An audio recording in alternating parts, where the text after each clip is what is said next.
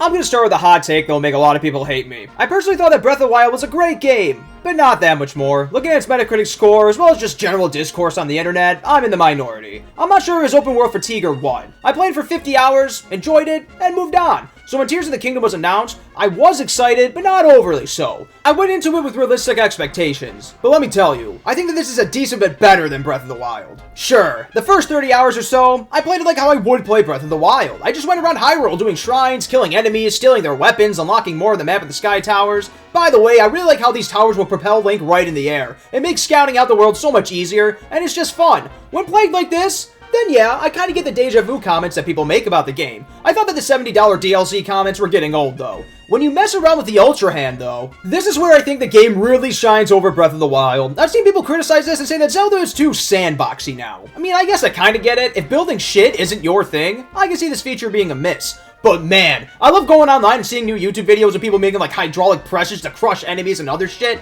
If you have imagination, this game could probably satisfy you for hundreds, nah, maybe even thousands of hours. I didn't make super complex machines or anything like that, but even just making a small vehicle fixed one of the things that I did not like about Breath of the Wild. It was a pain in the ass to get around at times. The world was just so big, and getting around the world was just limited. Just throwing some wheels and a steering stick on some wood, that makes it a fully fledged vehicle that you can control. The world is just littered with materials that you can just pick up and stick together. The devs also sprinkled Zonai dispensers around the world that will spit out Zonai devices if the player puts items in them. There are roughly 30 Zonai devices in the game, and they range from wheels to steering sticks to portable pots to emitters that hurt enemies. The Zonai devices are simply one of my favorite things about Tears of the Kingdom, full stop. Speaking of getting around being a bit annoying, Ascend is a great new ability. This will allow Link to teleport to a platform that is above him. Even on some mountains, the devs will purposely have some rocks pointing outward so players can abuse this. Some neat puzzles involve ascending too, like getting to the Deku tree from the underground, as well as getting to the Skyview towers from certain caves. It doesn't completely solve my "it's annoying to get around sometimes" issue, but between this and the Zonai devices, it mitigates it a lot. The fuse mechanic is a feature that I enjoy greatly, and it's at least a band-aid for the weapons breaking. To be clear, I'm not one of those people that hate it with a passion, but it is kind of annoying. It's just hard to get excited over a good weapon when they just end up breaking soon after you find them.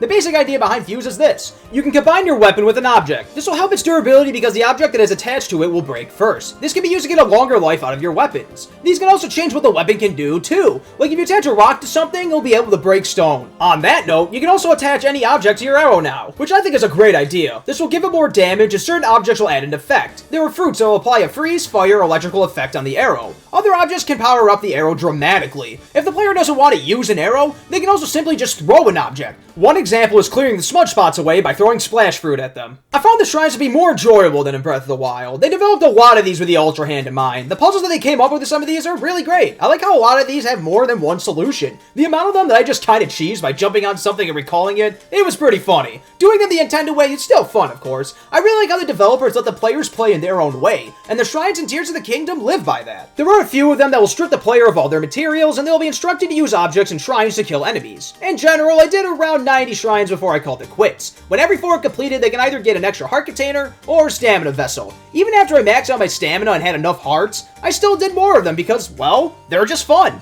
The main objective of the game is to, you guessed it, save Zelda. This can be done by finding the 5 sages and tracking down exactly where she is. I'll give a brief overview of all of them as they all have a temple to do, a boss to fight, as well as a requirement to unlock the mission in the first place. The player will also obtain a sage ability for completing each temple. The first one that I did was the water temple. To unlock the quest, the player has to shoot an arrow through a teardrop rock with a king scale attached to it. I decided to use Zora armor so I could just climb the waterfalls. You probably could cheese it with Zonai devices, but I decided to just suck it up and buy the armor. The area has a low gravity effect, and I found getting around by climbing waterfalls and moving these water bubbles to be pretty fun. The temple will have the player turn on 4 faucets to clear the sludge that's in the way. Maybe it's because I'm dumb as shit, but I found a couple of these puzzles to be pretty fun, like the one that requires you to move a water sphere in between electrical contacts and to make a water wheel of sorts. The boss fight that ensues is painfully easy. All you really have to do is clear the sludge with either Splash Fruit or Sidon's ability, and kill the boss. It really is super easy. After defeating the temple, Link can summon a Sidon spirit that will cover him in water. This will protect Link from an attack with a water shield, but if the player chooses, they can attack with the water instead, and the shield will go away. I did the Wind Temple second, but apparently it's supposed to be done first. I can see why. Getting there is not difficult, it's mostly just a platforming challenge, and you get Tulin's ability to help you get there. Eventually, Link will reach the Eye of the Storm, and the Wind Temple will be just sitting right inside of it. I just want to note that my frame's tanked here. Like, look at this shit. The main objective is to reach the 5 locks and use 2 Link's Wind on them to unlock them. I like a few of the puzzles here, such as using the icicles to combine spinning gears. There's also this one that I'm pretty sure I did incorrectly, but hey, it worked. I love the freedom of doing these puzzles. It's one of Tears of the Kingdom's biggest strengths. Do you want to know what's not a strength? The boss fight that ensues. This is the easiest of the bosses. It's actually pretty brain dead easy. You just fly up and hit the boss's shell to reveal its weak spot. That's it. Rinse and repeat 5 times and it goes down. This boss fight actually only took me a couple of minutes. I guess it's my fault for not doing this temple first, but god damn, it's still too easy.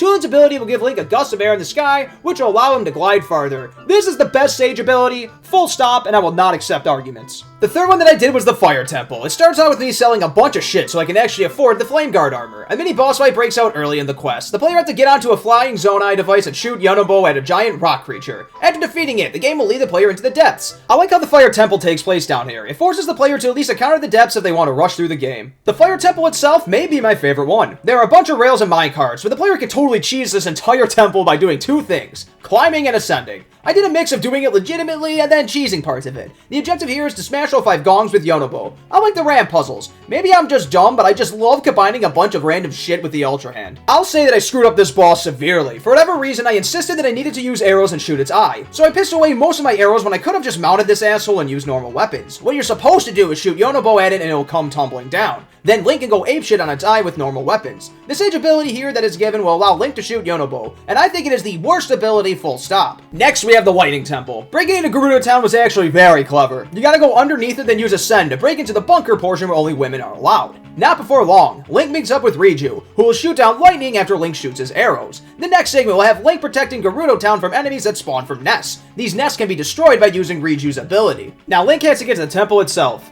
which is incredibly annoying. You see, out in the desert, the GPS gets finicky. It gets difficult to tell where you are. The objective of the temple is to have Riju shoot the batteries with her ability. Reflecting light with mirrors is the main gimmick here, and you're gonna use it throughout the temple. It's pretty fun to see what works and what doesn't work. The UltraHand makes this one interesting, and you could definitely break some of the puzzles by positioning the mirrors just right. After powering up all the batteries, a boss fight will ensue against Queen Gibdo. I thought that this was the best temple boss fight by far. It has a few strong attacks, like sending out sand tornadoes at Link. You're supposed to use Riju's ability on it to do decent damage and stun it for a bit. Eventually, it will create nests around the battlefield that will spawn Gibdo. Link can either attack them with elemental items, or he can reflect the sunlight into them to kill them. Link can also shoot the nests to get rid of them. So with the 4 sages done, we can hit Hyrule Castle. I like the layout of the castle. It's broken down and it's not really clear where you're supposed to go next. You have to jump all over the place, use Ascend to go through higher floors, and you'll be greeted with some enemies every so often. When you reach the center, you'll find Zelda. Not. Zelda was more or less a puppet. Now Link will have to fight Phantom Ganons in a pretty hard fight. These guys will drop sick weapons that are powerful as hell, but will have the gloom effect that will make Link start to lose hearts. After defeating them, it will be revealed that there is a 5th sage somewhere out there. Long story short, it's in the depths somewhere. Although it was kind of annoying that I had to do a side quest to unlock the camera function and move on first, setting up for it was pretty fun. You have to find all pieces of the charge armor and offer a Zonai charge in the temple. Then Link will find this piece, which will lead him right into the depths. Up next are the 5 mini temples that have Link reunite pieces of the 5th sage's Zonai construct. This can show how fun it is to be able to cheese the game, honestly. There were times when they completely did not do what the game intended the player to do. When all 5 pieces are reunited, Link can ride the Zonai construct. The Zonai construct can combine itself with other pieces and use them to its advantage. It is such a cool idea. The next boss fight capitalizes on this idea so well. The Sea's construct will have to be taken down by using the items on the battlefield. For example, if you combine a spiky metal ball, you could pummel the shit out of it and try to push it into the barbed wire. You can also attach a fan to make the construct faster. You can also attach a cannon to its arm to shoot it, a rocket to fire, a shock emitter to fire electricity. I thought this was a very fun and creative boss fight. After completing the boss fight, Minoru tells us that we have to find the Master Sword, and that the Deku tree may have some leads. The construct will also tag along now. Getting to the Deku tree is pretty creative. If you try to go right for him, it won't work. The forest is confusing to navigate and will kick the player out of the entrance. So Link will have to go into the depths and use Ascend to reach the Deku tree. Maybe it's simple and I'm just stupid, but I thought it was pretty neat. After defeating some more Phantom Ganons, we cleared the gloom from the Korok forest. The Master Sword is found on top of this dragon thing. You'll have to fly out and grab it yourself. In order to pull it out, the player will need enough stamina to do so. Now we enter the depths one last time. The road to the final boss is pretty goddamn rough if you stop to fight all the enemies. These are gloom enemies that will do gloom damage and are strong as shit. I was dumb and fought most of them, which led me to having very little health left. Luckily, I had a bunch of Zonai pots and I just went on a cooking spree. I really like how some of the food can cure gloom hearts. Those are a lifesaver. The first part of the boss fight is a horde battle. It's against a bunch of gloomy creatures. Now we fight Ganon himself. The first stage is simple enough. You can just dodge and parry his shit to make him go down easily. The second stage, though, This one's on me for being dumb, but at one point he will parry your attacks. What I didn't realize is that you could parry his parry to activate flurry rushes. For some reason, I never really tried it, so I just defeated him at a distance with arrows.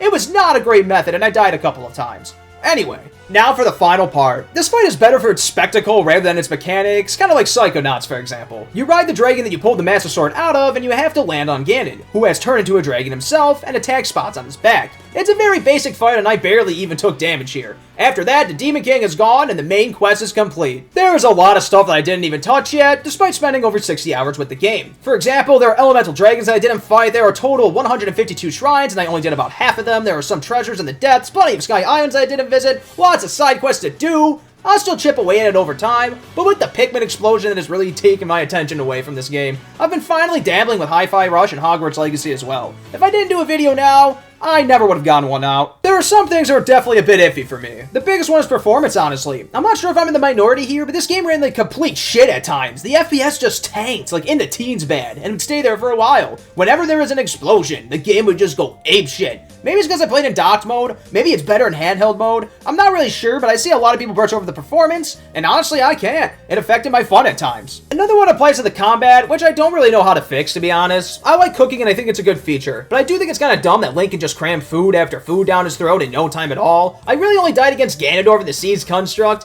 but when you can just heal in the blink of an eye, even then I could argue was due to negligence. I liked how in Elden Ring it takes in-game time to heal with a flask, then mad that you had to sit down and find an opening to heal. It would have been neat if it took Link a second or two to sit down and eat a meal. I mean, the big problem with that though is that these games have two different audiences, and I know if they did it that way, people would bitch about it being too hard. As it is now, it's too easy. I know people will say, just don't eat that. But the problem with that is, if the game gives me the option, I'm probably going to take it. You know what I mean? Like, look at the Ultra Bitter Spray in Purple Pikmin and Pikmin 2. It's OP as shit, and people like that just say, don't use it. But if I'm in a tricky situation, I'm going to use it, damn it. The Sages are such a great idea, but did anyone else find them a bit tedious to use? When you're in combat, they all fight and run around erratically, and in order to use them, you have to run up to them and hit A. It can be annoying to track all of them down. I usually get hit by an attack or something when I'm trying to find the one that I need. My favorite one is Tulin full stop. The extra boost in the air is so helpful when exploring. My second favorite one is probably Minoru, because I think the combining items with the construct is just such a cool idea. Riju can take third place because summoning lightning with arrows is pretty cool, honestly. Sidon can have fourth, and Yonobo can definitely have fifth. Other than that, there's the generic complaint about the world being a bit empty at times that you've probably heard before. I personally wasn't all that interested in the depths. Like, there was some cool treasure to get down there, and there were some cool quests that could be completed down there, but like, I don't know. It just feels empty to me. While the Sky Islands were pretty cool, there were only a few of them. I definitely wanted to see more. It certainly makes better use of the space in Breath of the Wild, at least in my opinion. Speaking of Breath of the Wild, yes, it does give a sense of deja vu at times. With it using the same map and assets, I kinda get the deja vu arguments. It kinda falls flat though once you take into account that they added, oh, you know, the UltraHand, the Sky Islands, the depths.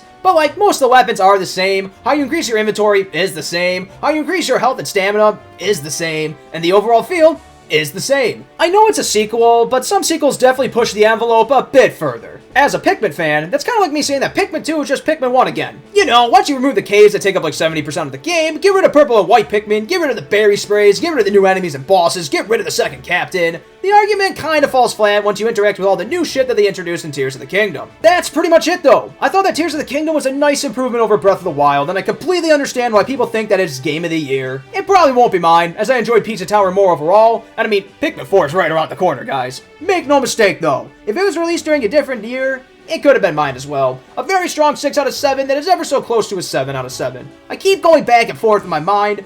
I mean, review scores are kind of dumb anyways.